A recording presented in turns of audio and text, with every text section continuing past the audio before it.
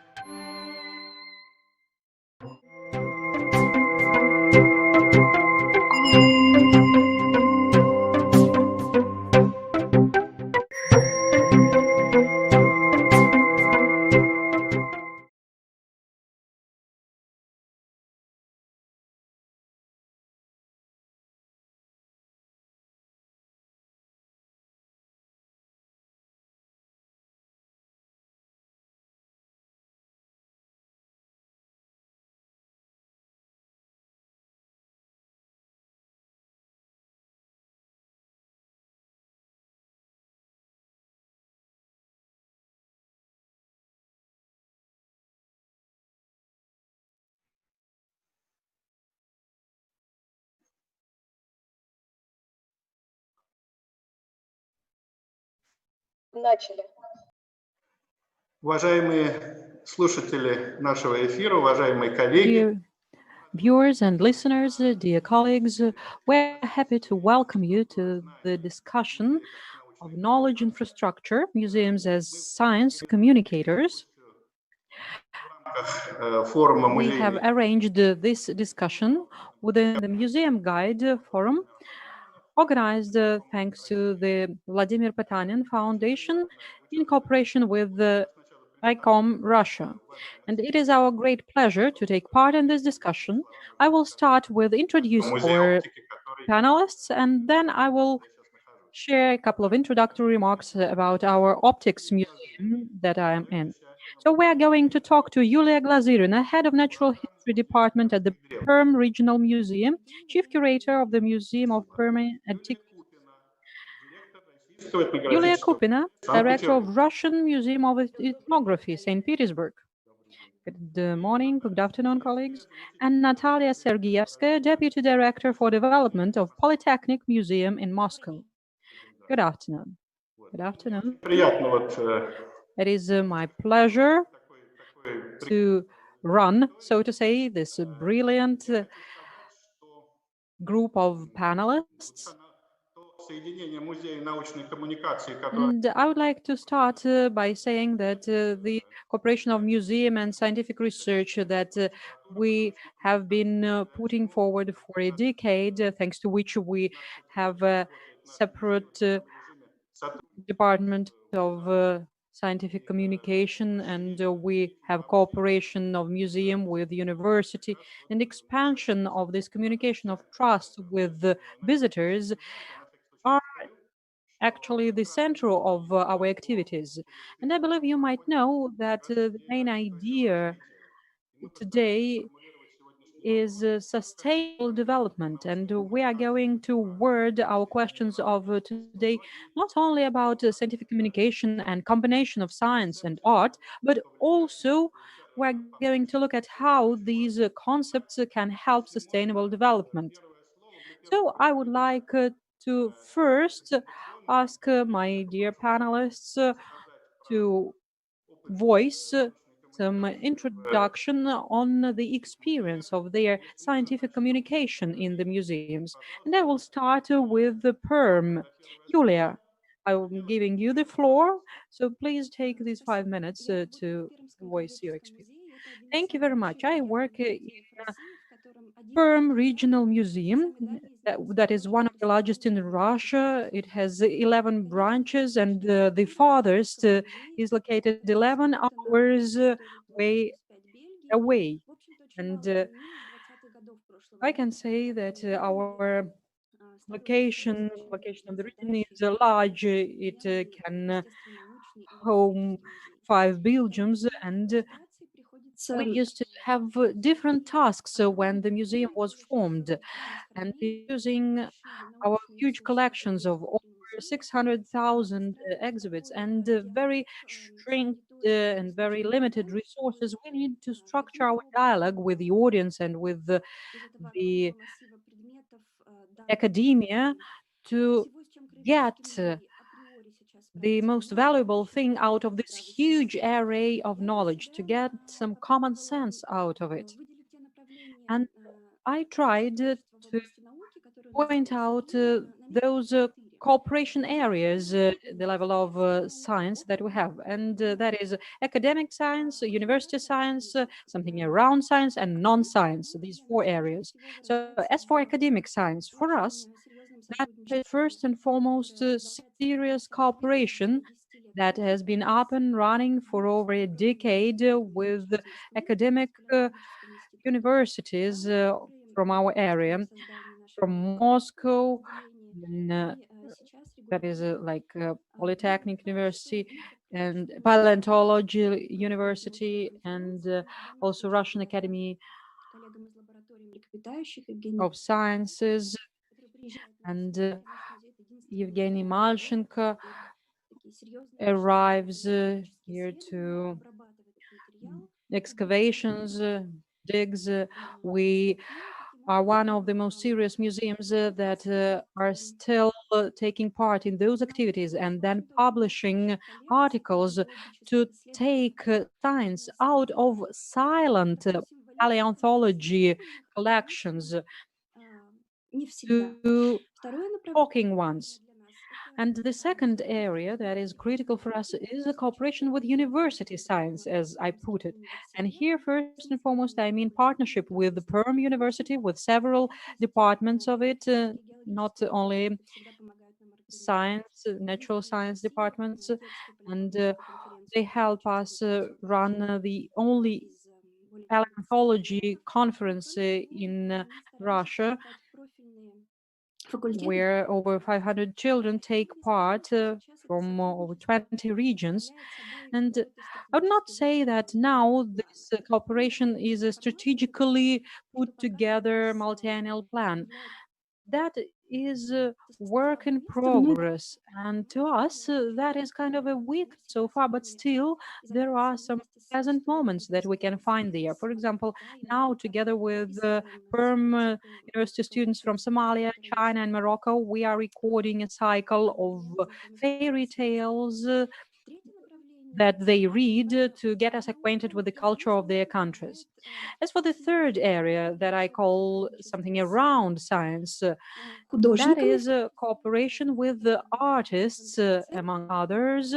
And we have a project, Welcome to Anthropocenter, and the Finnish artist suggested that we should collect rubbish on the windowsills of the museum, but it turned out not rubbish, but a collection showing insects. And it was great that we managed to gather this collection not going out from the museum.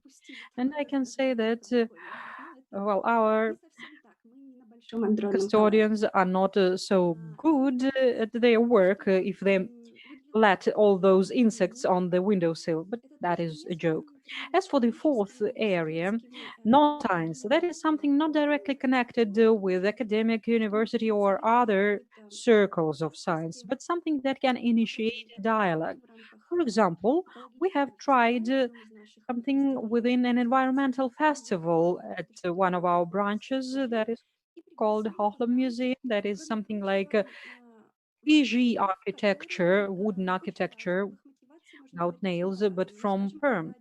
And here we can talk about it differently. And one of our volunteers, Alexander Shavrin, takes all other volunteers by car and thus shows the developments and achievements of global science. And that springs up a talk on sustainable development and shows that science has no border, and there can be some inspiration found in Perm and then extrapolated to the Спасибо whole большое. world. Спасибо. Thank you very much, Yulia. Для меня тоже очень интересно, поскольку, как вы To понимаете, me, мы that is also very interesting музей, и у меня вот because you understand завтра we лекция are a university museum, вот единственное, and что вот обидно, что вы назвали I его believe that that по-другому, is true. правонаука. And I felt sorry that you called one of the areas something around science. That it has some negative connotations, I believe. But the work is truly great. Thank you very much. And now let us go to St. Petersburg, my home city. Yulia Kupina, director of Russian Museum of Ethnography. The floor is yours, Yulia. Thank you very much.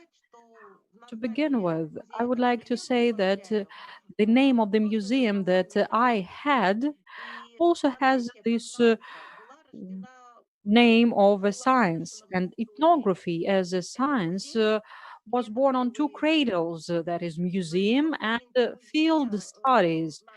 And in the foundation of our museum, there is science, and really distinguished scientists were at the center of foundation of our museum. And then we also had artists and politicians and others that made their impact. And naturally, the understanding of science and museum changed with times. And on the example of Russian Ethnography Museum, we can see all these layers of interaction. Our museum has a really wide partnership network, and it is live and changing.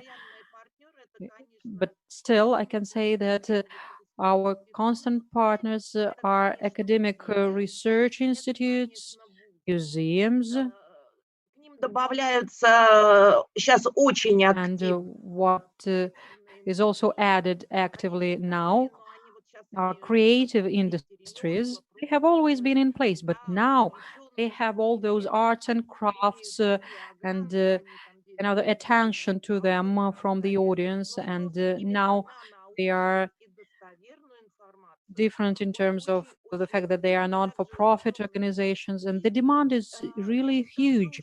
There is also huge demand shown by mass media. I will not say that children's or family audience has that much interest to academic knowledge and that they come to learn much about ethnography.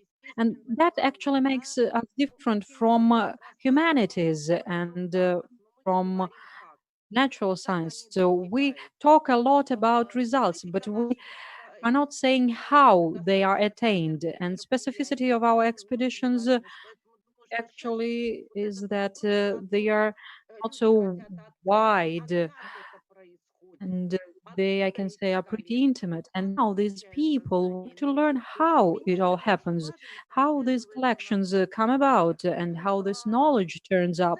And it is critical for them to learn that, and that is interesting.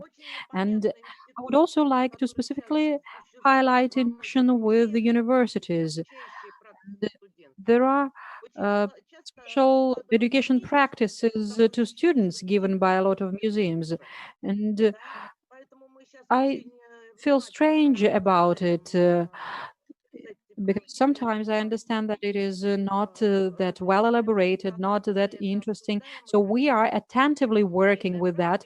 We have actually several universities that we cooperated with, and we want internships to students be really interesting, not just putting in some information into their brains, but have a dialogue and treat students as experts. What is important to communication and partnerships is that scientific and scholarly museums in their research should understand that they do not simply teach somebody or tell somebody about something. That is a two-way street. And that is well sensed in Museum of Ethnography, where the science of ethnography is born in the skill of having a conversation, a dialogue. Every visitor of us is a researcher, is a source of information that they bring with them. So this dialogue, this conversation is really vital in museum. Спасибо большое. Спасибо. Thank you, Julia. Thank you for these right Два. words.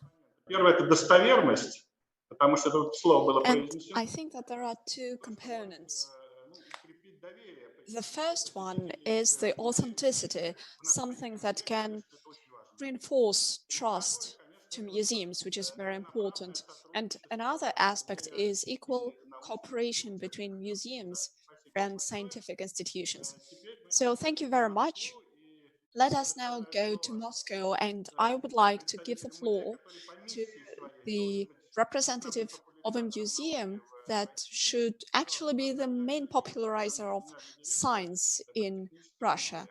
So Natalia Sergeyevskaya, Deputy Head for Development of Polytechnic Museum in Moscow. Yes, good afternoon, everyone. Indeed, the Polytechnic Museum was created as a conglomerate of various sciences and technologies, and as a center that should bring together ideas. Many of you know, perhaps, that over the last few years, First of all, we've been reconstructing the main building of the museum, and on the other hand, all the Polytechnic Museum team tries to reinvent the museum so that this museum could help to develop the modern society, the modern audience, the modern public. It turned out that it's difficult to exist without partnerships. For dozens of years, the Polytechnic Museum has been isolated. It has been working just by itself. And we realized that without partnerships and without connections with scientific institutions, technological companies, and universities, it's very difficult to exist. And such collaboration is sometimes difficult to establish, in particular when it comes to cooperation, both Russian and foreign ones. So without a partnership, the Polytechnic Museum cannot tell the public and declare to the public that the content that the museum provides is authentic, timely, relevant, and true.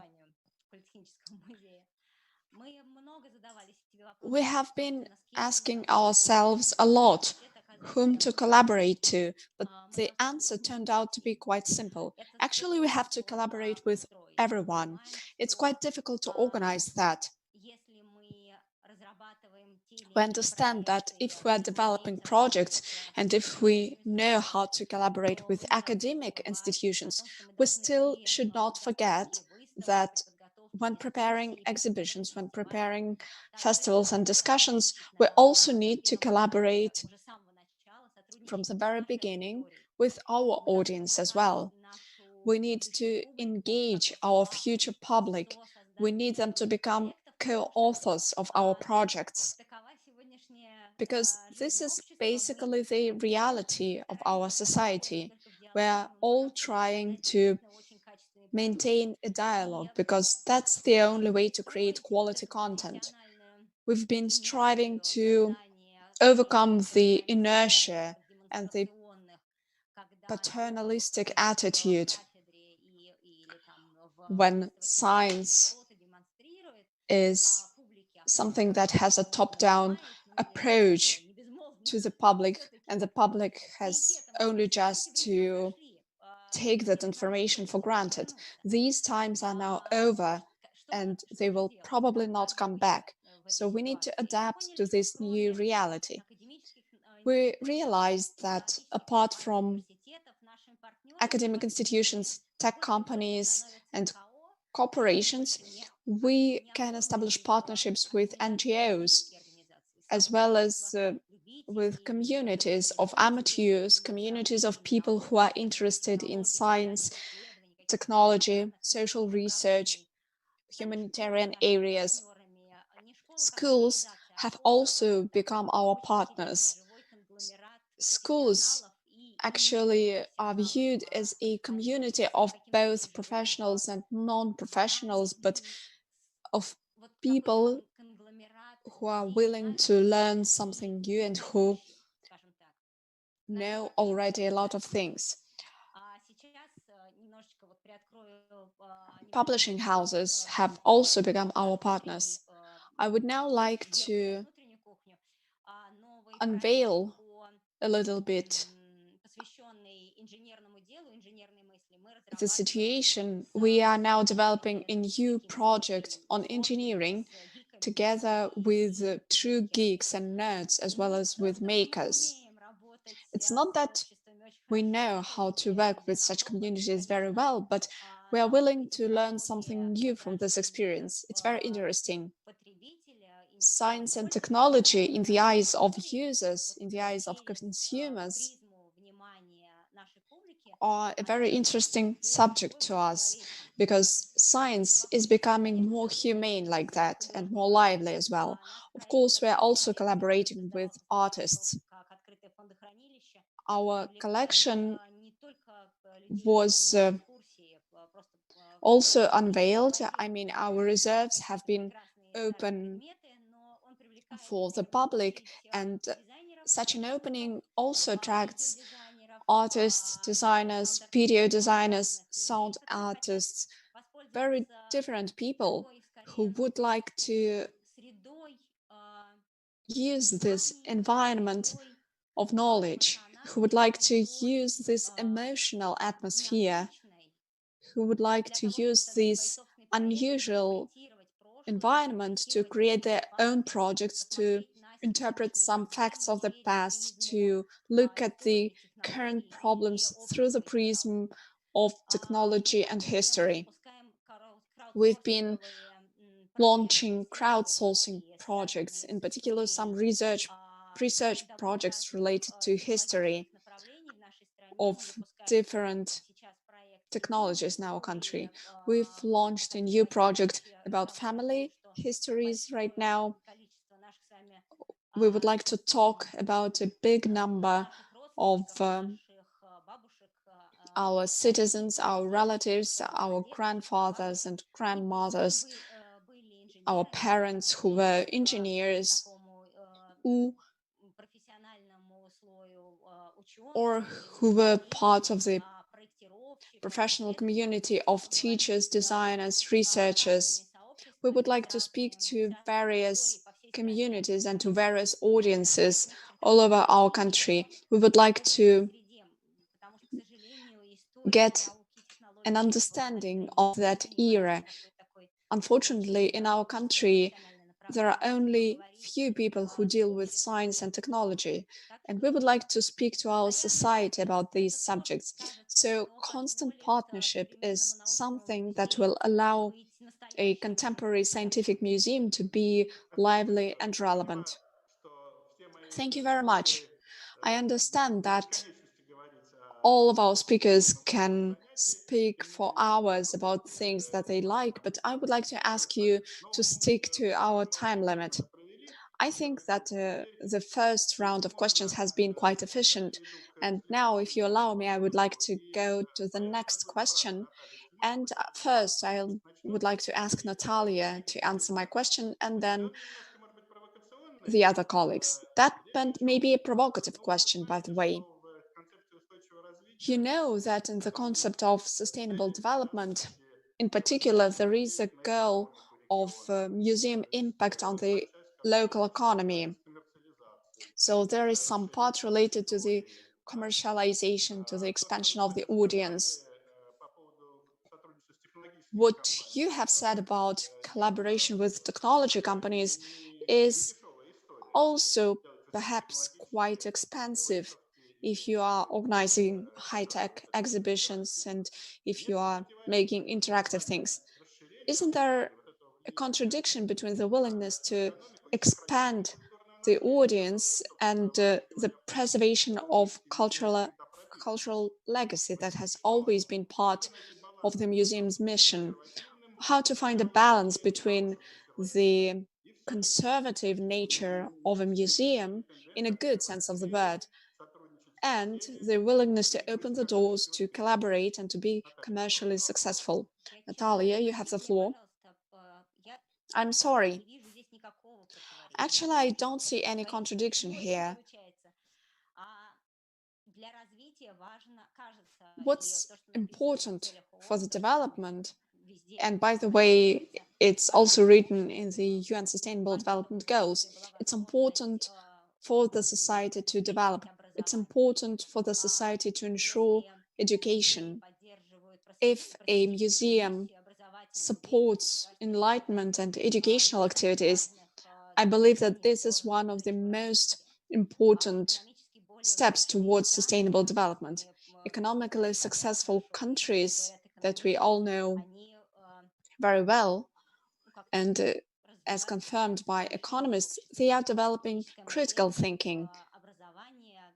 They develop critical thinking about education and about things related to informing people. So I don't see any contradiction here. Quite on the contrary.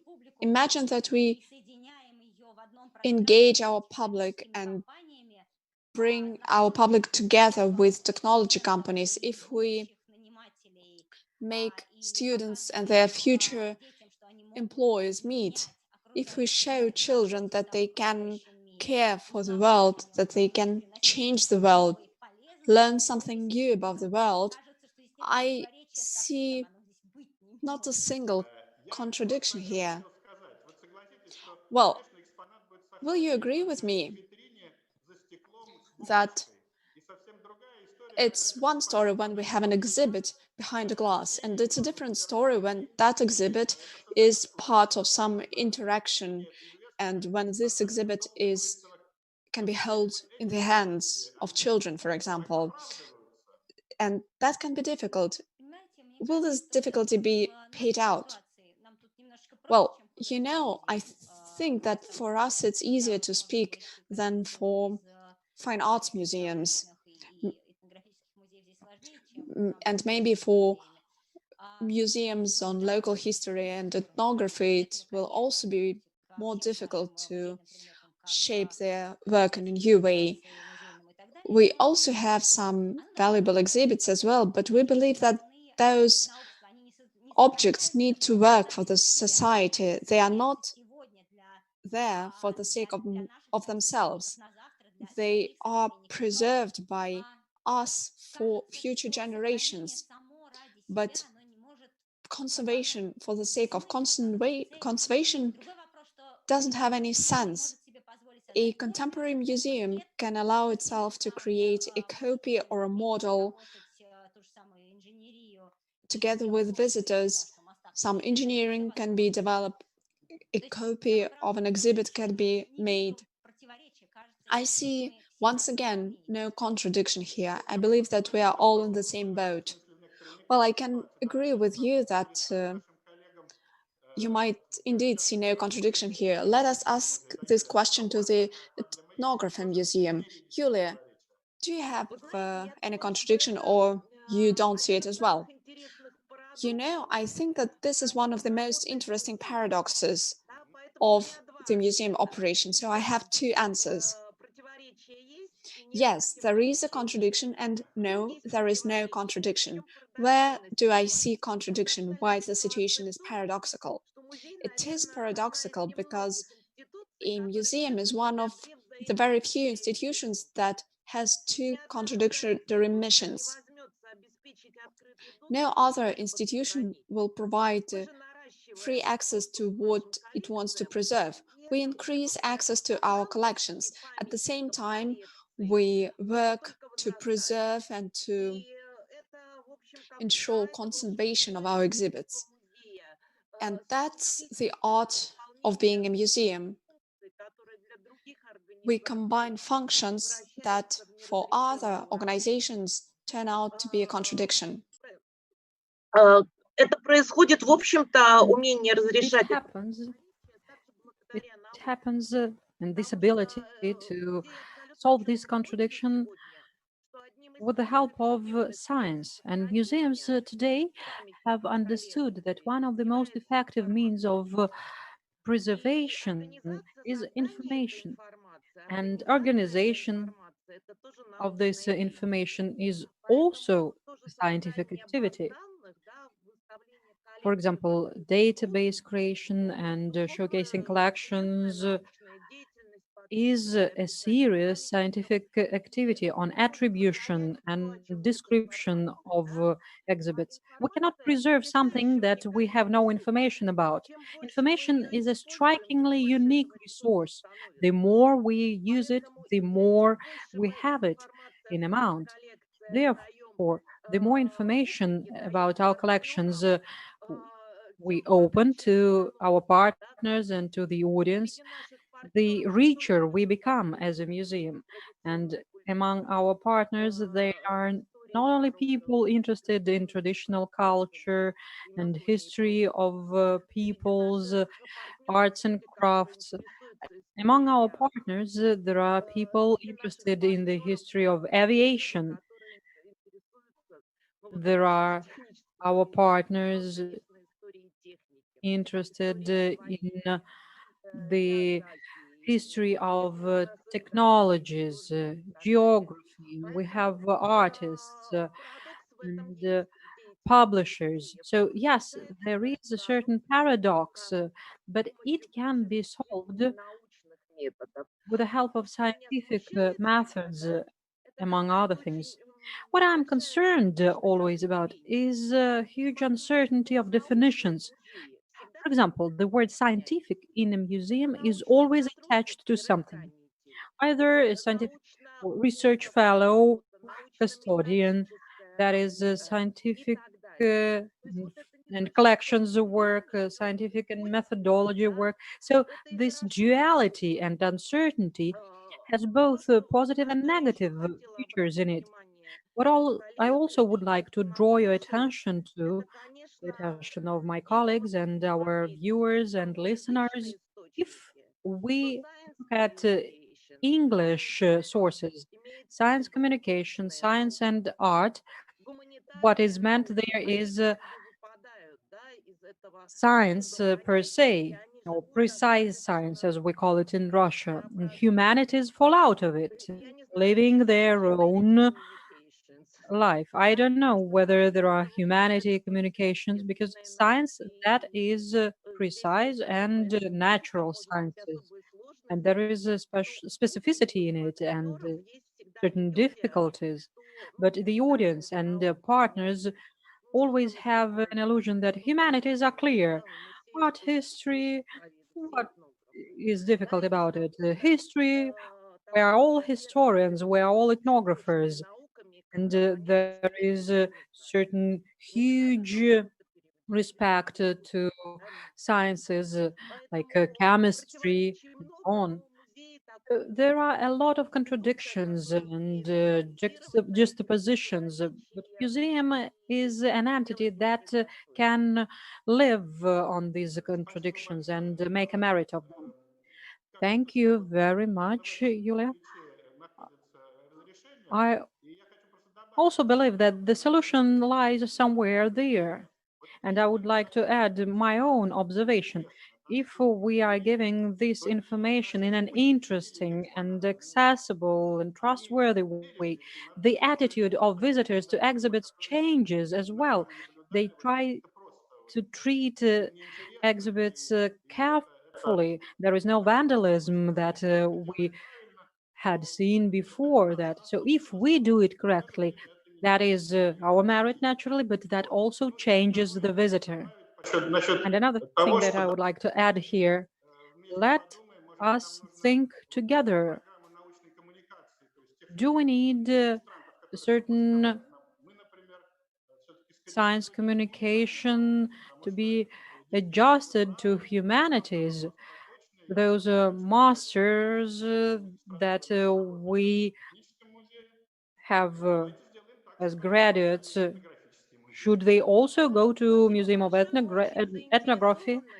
Thank you very much. Yes, we are really very interested in that. We would like to have ethnographers and historians as interns because we would like to interact with experts on climate and to have a lot of engineering questions, questions connected with economy and journalism. So not only ethnographers and historians. Museum is a platform that can unite experts of different areas. Thank you very much, colleagues. And now I would like to give the floor to Yulia Glazirina. Yulia, you have heard previous answers. Would you like to add your view on this seeming or real contradiction? I believe the word seeming is key here. And my first certificate is environmentalist and expert on sustainable development, natural resource user. And when I started, uh, no one knew what exactly that is. And I would like to voice two ideas now. First, I believe that the task of the museum is to relay this contradiction to the community using its function of an entity that has tangible and intangible evidence of everything that is going on. And if, for example, do not respond to some questions posed in a provocative question like, can you drink 10 cans of this drink and not die? And we're not giving an answer to that, but we make the audience start thinking about that. It is not a direct answer to what sustainable development is, but that is an answer to the question of where we are heading. And I believe that a task of any museum, any field, is to put together their agenda in such an optimistic and progressive way that would inspire people, instill a hope for the future in them, understanding of certain processes and understanding that it is their actions that really influence something. And the second idea that I would like to voice, after I visited geoparks, so that is something like open air museums with an emphasis on paleontology.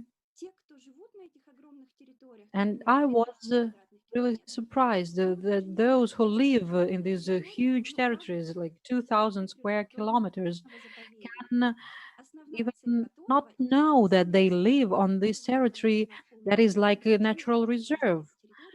And that actually contradicts sustainable development per se, because sustainable development in those areas happens with the support of special partners. And in semi-rural locations, this model could work actually. It is not a museum as such, but that is like a live museum that does give us an answer of what sustainable development is. Спасибо большое, Юля. Ну, вот я просто, Thank you, опять Yulia. с вами согласиться. Вот эта I can специфика agree with you известного всему миру пермского периода, да? because the specificity of Perm period, known to everyone in the world, really Открытым pushes you towards this wide сейчас spaces, open displays. And I'm happy that we have touched upon the question of new formats and new forms of these operations in a museum. тогда, ну, во-первых, два слова сказать вот And о том, I would like now to say a couple of words about what we have. So you can see behind me, когда мы откроем, maybe not so well, but I hope that you will visit us when we reopen again. So we have a magic Chinese mirror, we have a Newton telescope, we have real models of holographic units, and Государственного фонда Кремля. they are devoted to masterpieces of Diamond, Fund of Kremlin, for example. Синергию, которая And what I'm driving at дать соединение is науки и that искусства, соединение synergy, творчества that образования. combination of art and science, a combination of science and humanities can give us. Абсолютно все это понимают. We have mentioned that it is impossible to go back to just Называется когнитивная tough визуализация. didactics. Имеем возможность We показывать что-то need сложное. cognitive visualization when we have a chance to show something difficult in such a way that the audience understands what we are talking about. Я прошу вот Could you give your own examples of this kind? Now, I'm asking you to инверсионном talk порядке. about that, and we will start in the reverse order as agreed beforehand. And I'm happy to give the floor to Perm. Yulia, you're welcome. Я думаю, что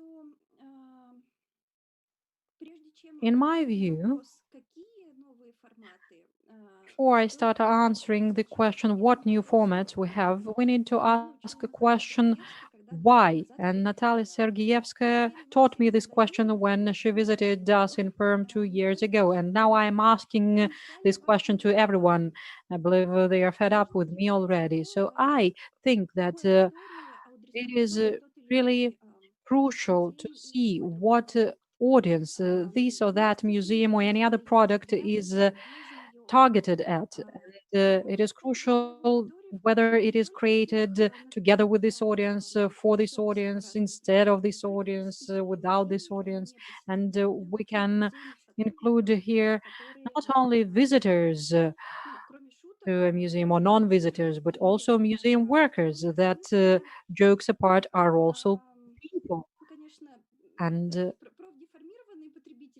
we are a little bit professionally deformed consumers of a museum product, but being inside a museum, we are not always so happy about what the museum is doing to others, trying to do it all or to learn to do it for others.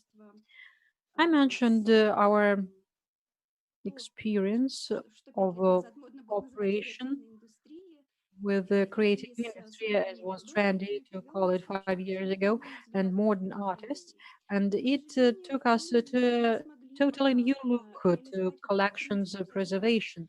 Regrettably, we have not yet managed to implement the principle of full openness of scientific and artistic research of our collections on many reasons. First of all, because of the lack in personnel that could enable the inside, and lack of physical space. But that is one of our priorities for Perm Period Museum that we are now designing, and we are planning to launch in Spaken plant cluster in the near future, when this experience of maximally infiltrated audiences that are very targeted and precise would be one of the flagships for our work, like this, without specific examples. I got it. Thank you, Yulia. And now I would like to give the floor to St. Petersburg, my home city. And I have mentioned this word synergy, that is my opinion, but I understand that, for example, when the famous collection of optic glass that is presented in our museum was made by students as a light and music organ, and now, apart from scientific component, it has all those light and attraction. We received a lot of negative reaction back then from experts who said, why had you turned the serious exhibit into a Christmas tree? So that is not that easy, and some balance has to be met. Yulia, what do you think about it? Извините.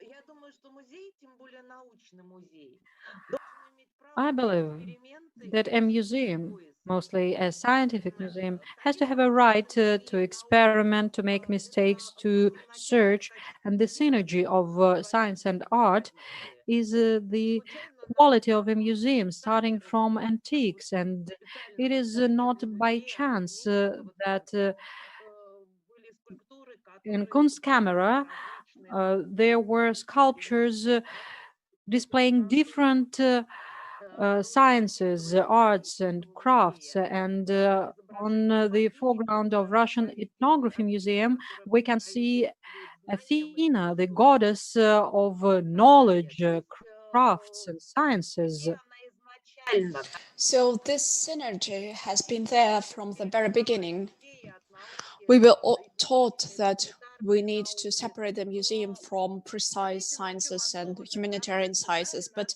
I believe that we need to take into account what are the processes and what are the methods of presenting scientific information in наука museums. основана на фактах. The first method Да, и is вот a это fact. принятие Science факта is based on доверия facts. факту. The А вот notion of a достоверность fact факта and the доказывается через authenticity опыт. of a fact Причем опыт is обязательно something that is proven through experience, and that should be public experience. музеев, да, Nature, их совершенно не science, and открытая museum просто have a public музеи нужны науке, character. наука нужна Museums are музеям, necessary да, to и science. такой Science очень is necessary to museums. взаимовыгодный не то что So союз, this они is развиваются вместе. a union Поэтому that is mutually beneficial. Basically, science and museums were born together.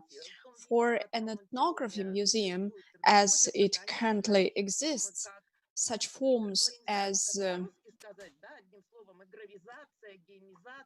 gamification of programs is something that is used quite often, because these museums' target audience are children, families, people who go there to spend time on weekend.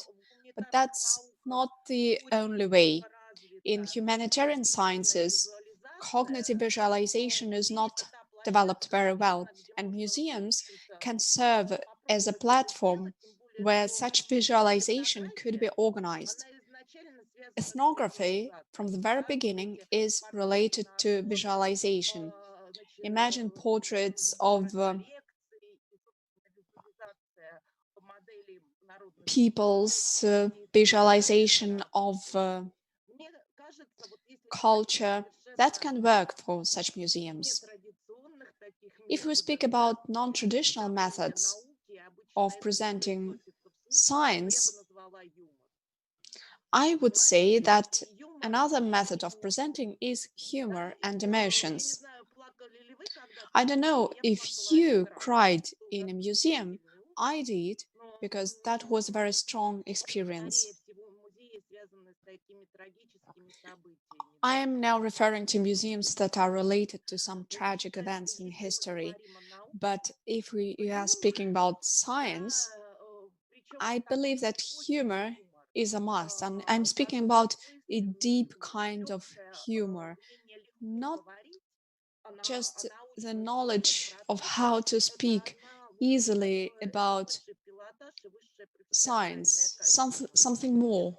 Although that skill of speaking and explaining difficult things in a simple way are also something very precious for a museum. We need to have some courage to go to the museum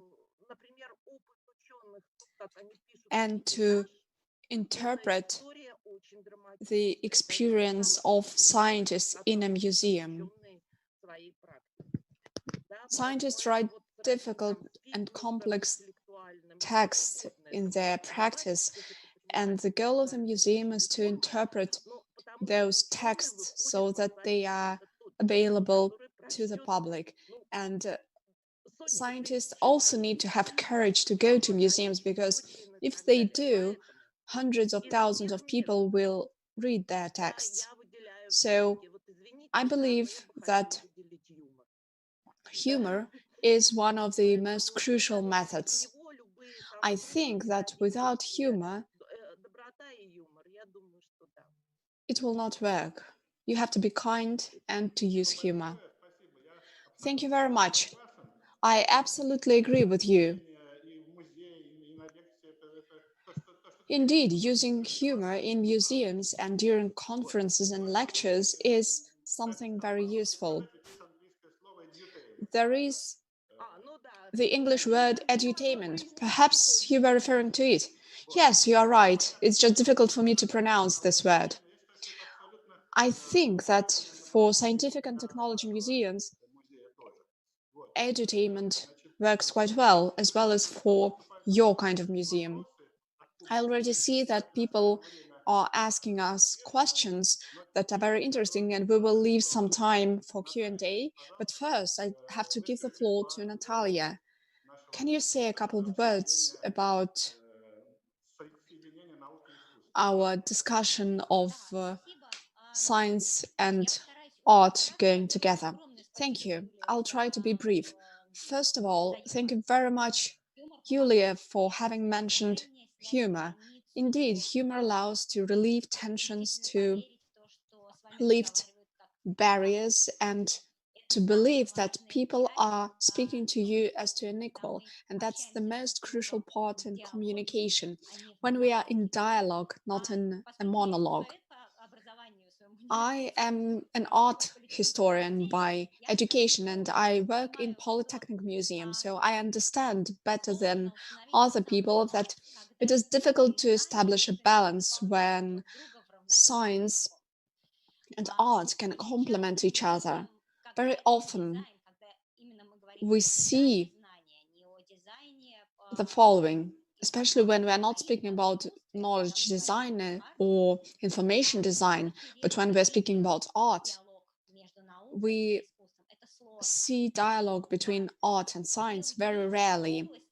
These are two amazing areas that produce a huge number of amazing ideas that develop our society.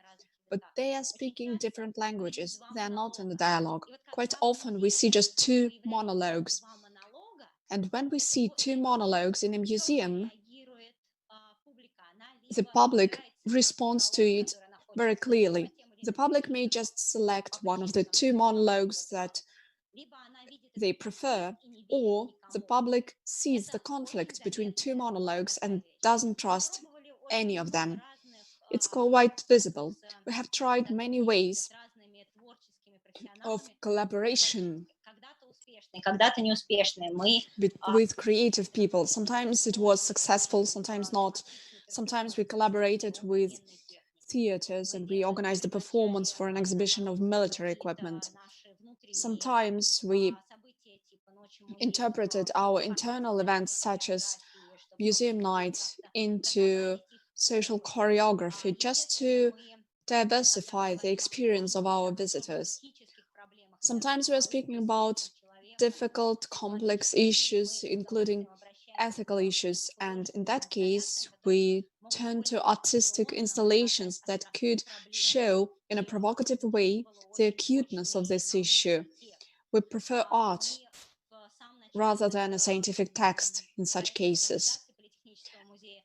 When we started modernizing the Polytechnic Museum, we launched a yearly documentary festival. This is also art, because if we take scientific documentaries, especially foreign ones, because in Russia we don't have a lot of scientific documentaries, it seems that statements of film directors and artists actually highlight issues that scientists want to speak about with society, but they miss the language to speak about those issues.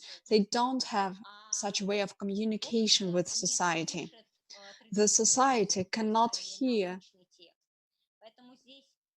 that. They're used to hearing dry scientific texts. So it would be nice to learn to hold such a dialogue, and art can play the role of an intermediary in such a context, which is very precious. Thank you, Natalia. I have to respond to your thought about the rare examples of such collaboration, but I would like to give my favorite one. Delft, the Netherlands, 17th century, Antony van Leeuwenhoek, inventor of a microscopy, and Vermeer artists live together there.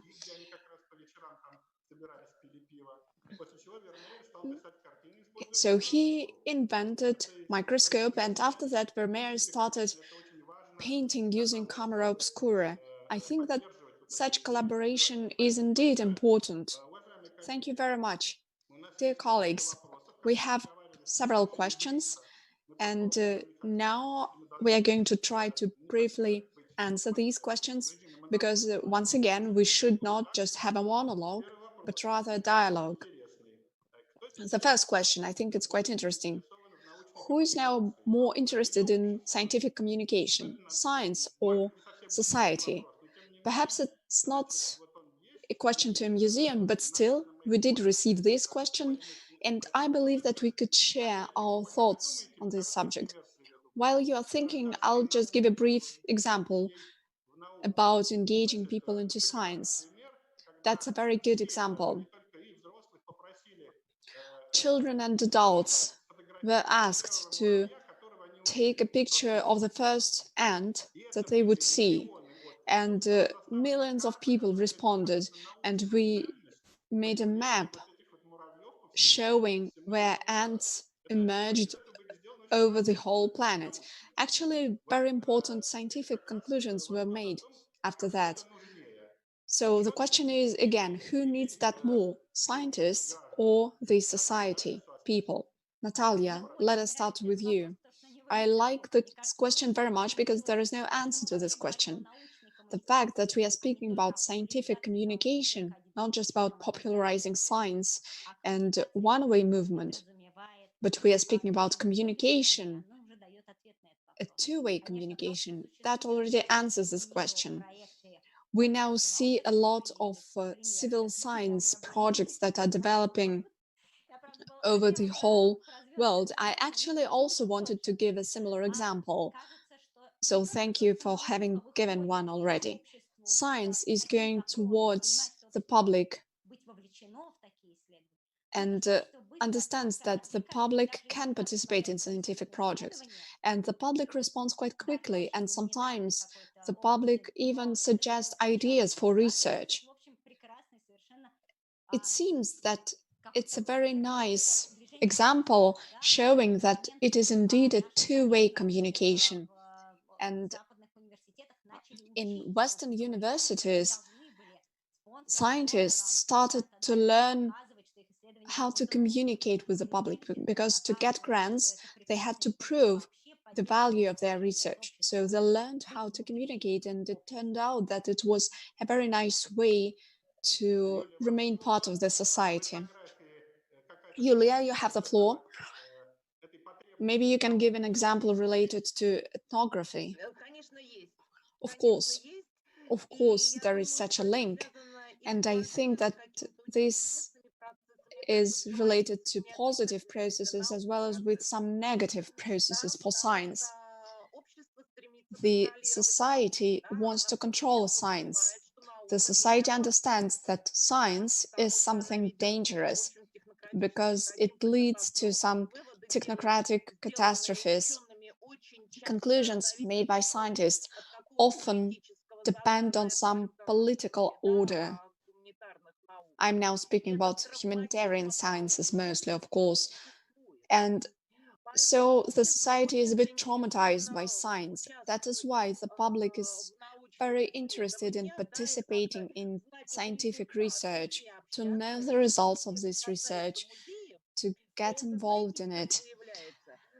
When it comes to museums, people are asking us actually, what do you do in the museums? Can you show us what's in the backstage? Can you show us the funds in the laboratories? So the public is willing to participate, but also is willing to control. So we see some traumatism there. I think that science is a public process. If science closes itself, it's not science, it's some secret knowledge that was received in an obscure way. Science is always public. Museums are needed to science because it's through the museums that science is becoming public. If science is not public, it's not a science. That's why this process is quite complicated, quite diverse and dramatic. This relation between the civil society and science is actually a guarantee of stable development of the society. Это тоже важно. That we were talking about. So it is really important in that extent as well. Thank you very much. And I would also like to emphasize the following. It is not that easy with the scientific communication for the scholar, the researcher themselves. You know perfectly well that there are great scientists and scholars that were not good popularizers. So the role of a popularizer is pretty special. So to push scientists and scholars to this openness, it really takes some effort. And we can say, yes, that it is ivory tower, not science, and so on and so forth, but it should be combined effort by science scholars, museum community, and society to reach it all. Yulia, I would now give you the floor. Do you have anything to add here? I can just support what Yulia has said, saying that the answer to the question will not be science or society, but museums as communicators in their essence, as institution that transmits something enjoying certain credit of trust and kind of provisional experience. As soon as we say that we are from a museum, we receive trust. If we said that we were from university, I believe that we would receive trust as well, but not that high, because regrettably or maybe happily, science is or seems not that attainable and accessible. And museums have clear rules of the games and are transparent platforms. And selecting between science and public, I believe that museums have to be more interested in showing them to each other, introducing them to each other. Thank you, Yulia. I will read out a couple of more questions. I believe that you have answered some of them. For example, there is a question: scientific communication, is it a popular science that has deep roots, or is it something different in principle? And I believe that Natalia has started answering that. That is a wider notion, clearly, though we all love the experience of Perelman and the home of entertaining science that was launched. But naturally, scientific communication is much wider than just science popularization. But that is a really long discussion that I believe that we would be able to hold at some other time. And I'm receiving these questions online, so that's why I'm sorry. I um, am reading them out.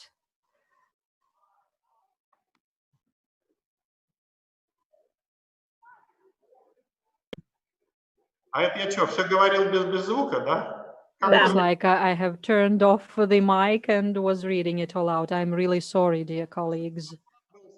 Отличается ли научная коммуникация? So the question was, is scientific communication different from science popularization? So we have said that it is wider, and it started with Perelman.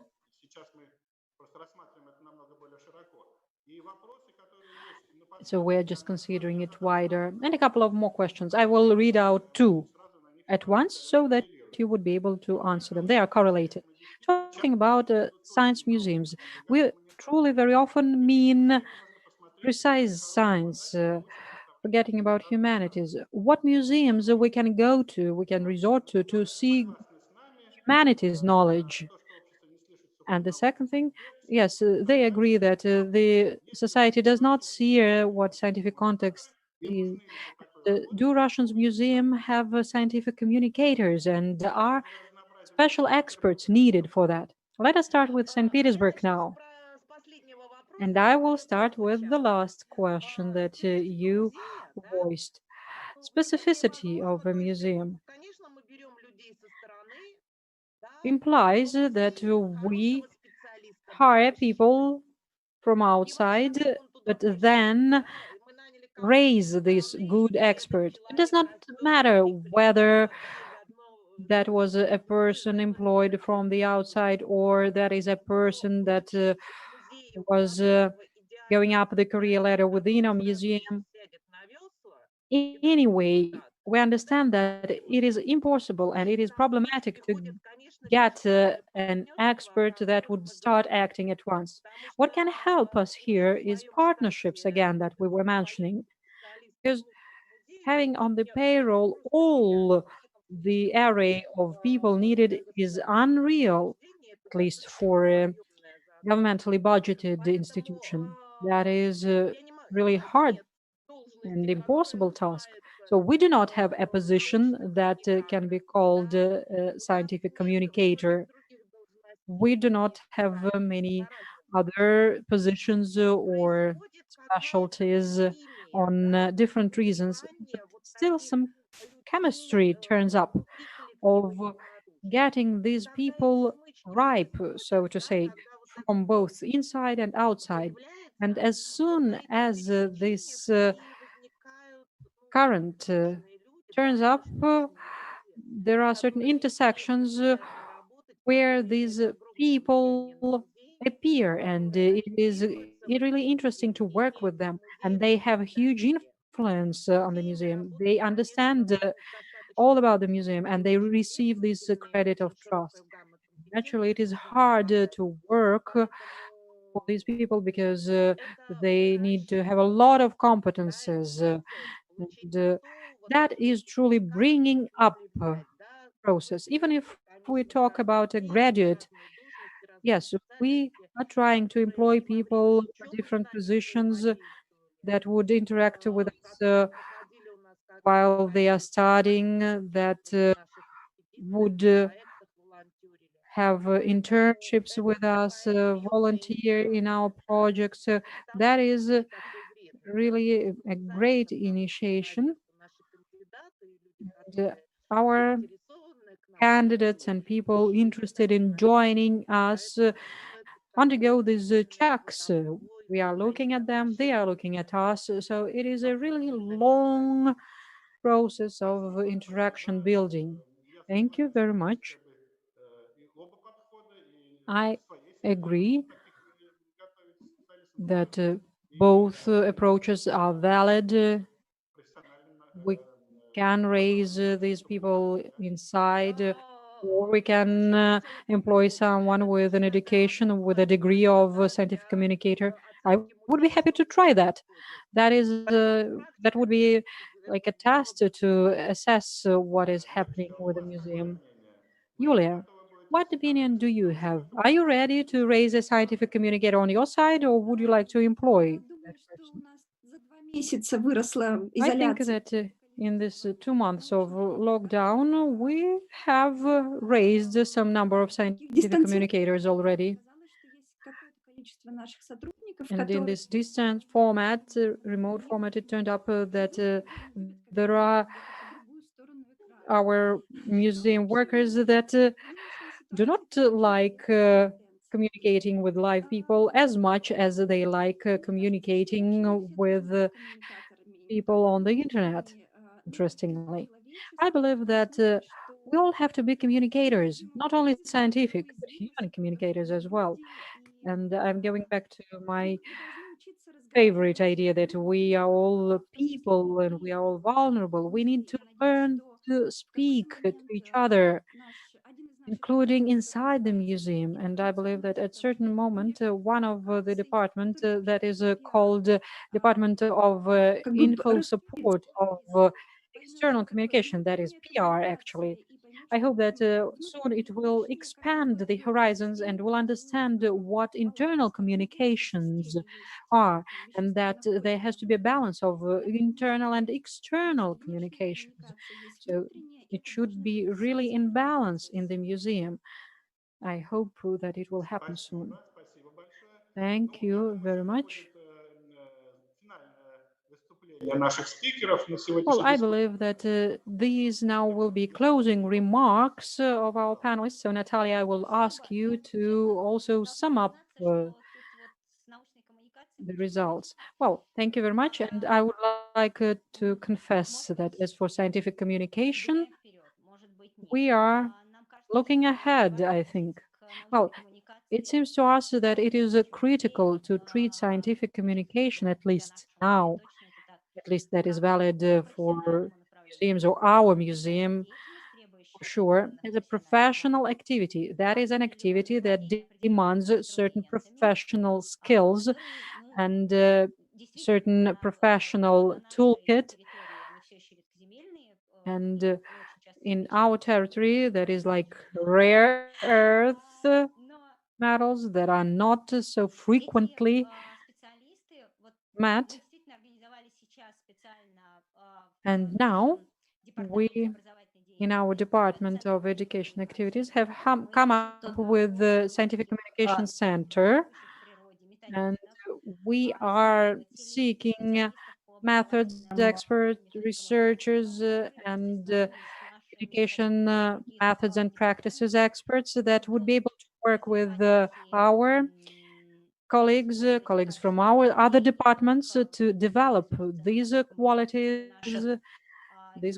of our museum, not only in the Center of Scientific Communication, but also to our tour guides, explainers, lab technicians, would help lecturers and panelists get ready to discussions before large audiences. So we believe that it is really vital to get a professional touch to this process. We are now at the beginning, and we have Ilya Vinyavkin from Liberty team with us now, and he is gathering the team of scientific communication now and elaborating all these approaches.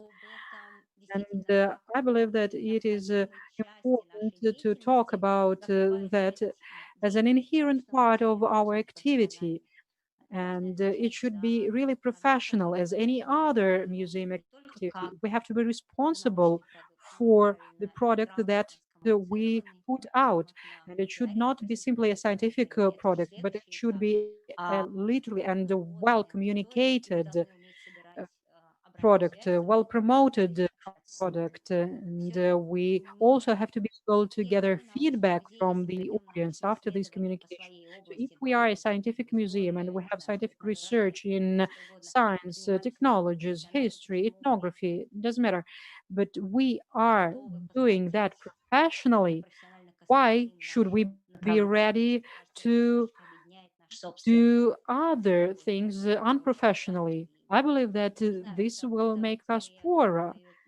But, well, that is my private point of view. It might be different from my colleagues, but still is so.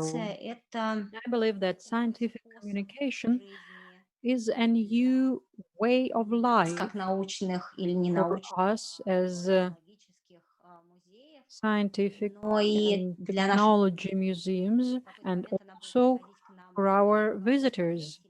Soon they will not simply visit us to watch and listen, but to talk to us. And as soon as we are in communication with our audience, with our partners, then our scientific communication will turn from one-way to two-way street. And it really demands a lot from us. But I believe that that is a very interesting process that we are in.